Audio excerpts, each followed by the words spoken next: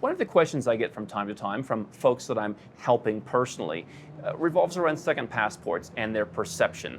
We work with generally Western nationalities here at Nomad Capitalist, so the US, Canada, Australia, and so understandably, those folks, when I say, hey, let's go and get a second passport from this tier B country, they ask me, how am I going to be perceived? What happens when I travel somewhere? I'm going to tell you exactly what I tell those folks about perception around the world in this video.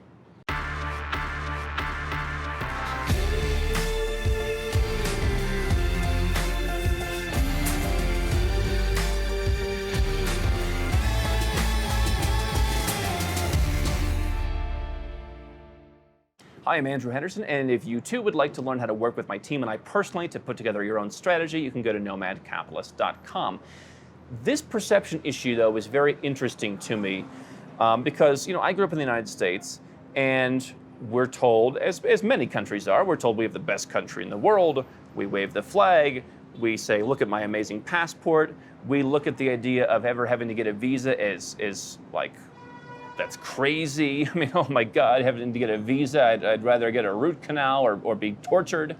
And so I think that attitude permeates when folks want to go out and get a second passport because, let's say they want to become St. Lucian, for example, or let's say they want to become, Armenian through descent or whatever it may be. They're concerned, well, hey, I travel around the world. I show people my amazing U.S. passport, for example. And of course, everyone respects the U.S. They know the U.S.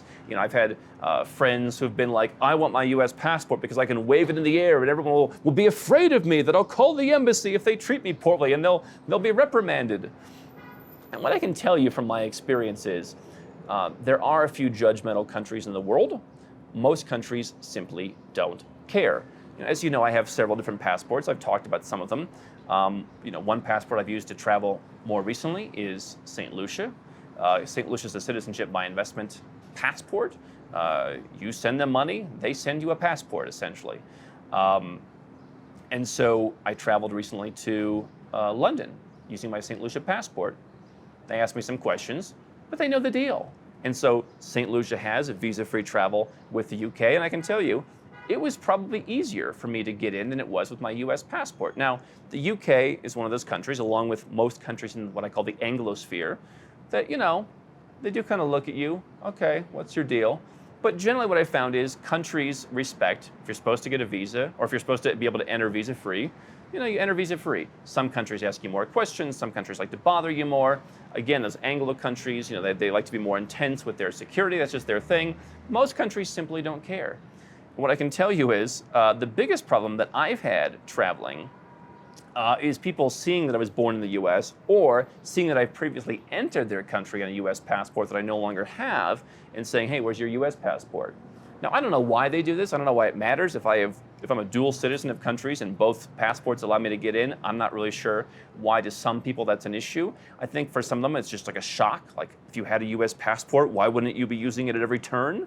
And so explaining that to people and explaining not only do I not have it, but I don't have it. It's in a shredder in Washington, D.C.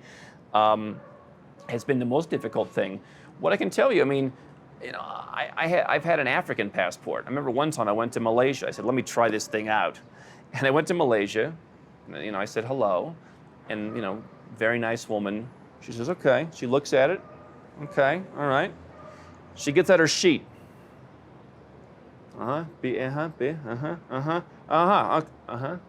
30 days. Okay, great. 30. Let me get my 30-day stamp. Have a nice day. There was no judgment. There was no, I'm not sure that you're from this country. There was none of that. Now, would I get the same reception with that if I showed up in Canada with a visa in that passport? I don't know. Again, there's countries that are a bit more judgmental. What I can tell you is 90+% of countries, they simply don't care. You have a passport. They don't really care how you got it, whether you invested, whether you married, whether you did whatever. Sometimes there's just kind of a morbid curiosity of, how did you become this? But, again, that's more in the actual country where you're the citizen. Oh, that's interesting. Is your wife from here, or what's the deal, right? Sometimes in the country of citizenship, they'll ask you. Again, they wouldn't do that in St. Lucia because they know, and we've got a citizenship by investment program. So what I want you to understand is that, again, most countries are judgmental. If you get a second passport, whether you're using it as your only passport or whether you're using it in tandem with your current passport, you're probably going to run into very few problems other than some occasional innocent confusion. And really what I think about why some of this negativity about these, Tier B and Tier C passports exists is because what I call passport poor-mouthers. I made a video where I talked about having a dinner with some friends from Tier B countries that actually have great passports. I think one of the gentlemen was from Nicaragua. I hear people from here in Mexico that they complain about the quality of their passport. A lot of places I go, people say, oh, our passport's not so good. And the reason is there's often one or two countries they want to go to that they need a visa for. So, from Nicaragua, maybe they want to go to the United States, and it's difficult for them to get a U.S. visa. Meanwhile, they can go to practically every other country that you care about on planet Earth. Okay, so U.S., Canada, Australia, New Zealand, those are difficult countries. But what I find is people who have pretty darn good passports in the scheme of things, putting that word out, and then imagine that you're sitting in, let's say, the United States, and you have friends from Nicaragua, and they're telling you how terrible Nicaragua is, our passport's garbage. Imagine, of course you'd be a little bit upset. Oh, what if I get a Nicaraguan passport? It'd probably be terrible. No, it's terrible only because, they had trouble getting into the one country that interests them. Yet I guarantee you, if a Nicaraguan went to Malaysia, okay, if a Nicaraguan went to, Colombia, if a Nicaraguan went to, Serbia or Germany, nobody would bat an eye. They'd look at the list, Nicaragua, 90 days, have a nice day. They might ask you a few questions, but what I can tell you is, unfortunately, there is a stereotype of, oh, this guy looks like he's here to overstay. And if you show up dressed in rags and you've got oil on your face, and you just look like you're kind of disheveled, yeah, maybe they'll ask you more questions. I know we had a few people on our team once who were really tall and had pretty faces, and then they'd go to some countries in Asia. Oh, you're here to model? Right? Or they thought, a lot of younger girls were there to model. That's not an issue with the passport. That's an issue with, they're just trying to make sure that you don't fit one of their stereotypes of this guy looks like an illegal worker, this guy looks like a model, whatever. The passport really has nothing to do with it. They look at the list, they stamp you in. I can tell you, very few questions have been asked. And so if you are sitting in a Tier A country looking at getting a second passport, I would tell you to release a lot of the fear about how you'll be judged on the global stage.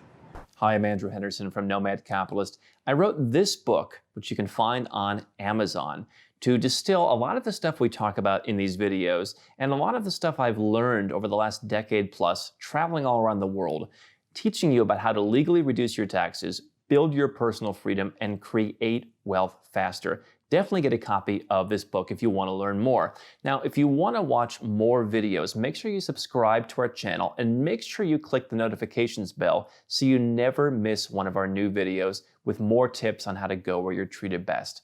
And if you're already a 6- or 7-figure entrepreneur and you'd like to put these strategies in place for yourself, go to nomadcapitalist.com and learn about how I can help you.